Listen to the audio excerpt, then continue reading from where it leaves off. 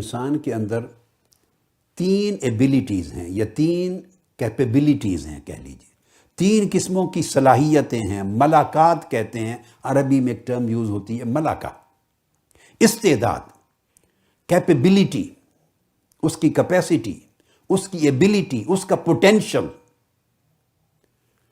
تین قسموں کے پوٹینشلز ہیں انسان کے اندر، ایک ملکیت، ایک حیوانیت اور ایک شیطانیت۔ حیوانیت کا تو ہے، آپ کامنلی سنتے ہیں انسان کو حیوان ناطق کہتے ہیں، بیسیکلی یہ اینیمل کنگڈم سے ہے، ہم انسان حیوانات میں سے ہیں۔ اس میں شعور اور خود شعوری کا اضافہ ہوتا گیا تو پھر وہ حیوانات میں سے یہ انسان ہے۔ حیوانیت تو ہے، کھاتا ہے، پیتا ہے، جنگ کرتا، لڑائی کرتا، بھوکا ہے، ہرس کرتا، شہوت کرتا، غصہ کرتا ہے، نفرت کرتا ہے۔ یہ کام حیوان بھی کرتے ہیں، مگر ان کے اظہار کے طریقے اور ہوتے ہیں، انسان کے اور ہے، چونکہ یہ باشعور ہے، سو اس کے طریقے ریفائنڈ ہو گئے ہیں۔ تو حیوانیت تو ہے، اب اس کے ساتھ ایک طرف ملکیت ہے، یعنی فرشتوں جیسے خواص ہیں، ایک طرف شیطانیت ہے، شیطان جیسے خواص ہیں۔ ملکیت اس کے اندر نور پیدا کرتی ہے، شیطانیت اس کے اندر اندھیرا، تاریکی پیدا کرتی۔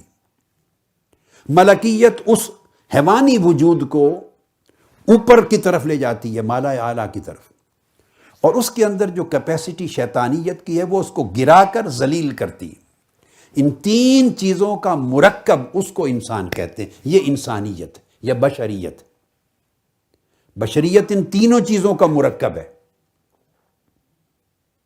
ورنہ شیطان ہوتا ہے، اس میں حیوانیت ملکیت نہیں ہوتی۔ فرشتہ ہوتا ہے، اس میں حیوانیت اور شیطانیت نہیں ہوتی۔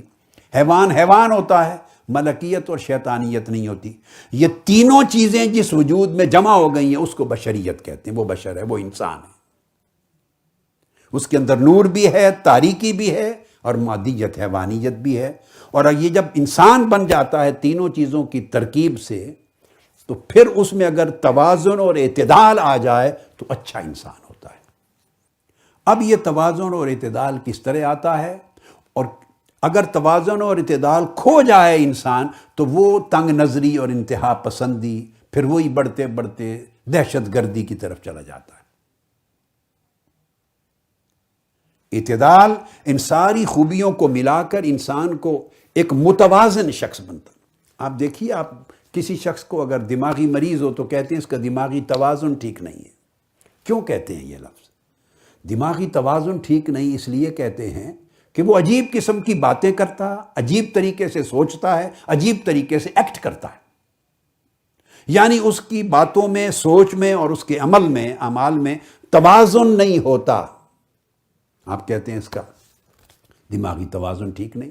اس طرح مزاج کا توازن ٹھیک نہیں۔ ایک آدمی بہت غصہ کرتا ہے، اینگر مینجمنٹ نہیں ہے، بے تحاشا کھاتا ہے، بے تحاشا بولتا ہے، تو آپ دیکھتے ہیں یہ غیر متوازن آدمی ہے۔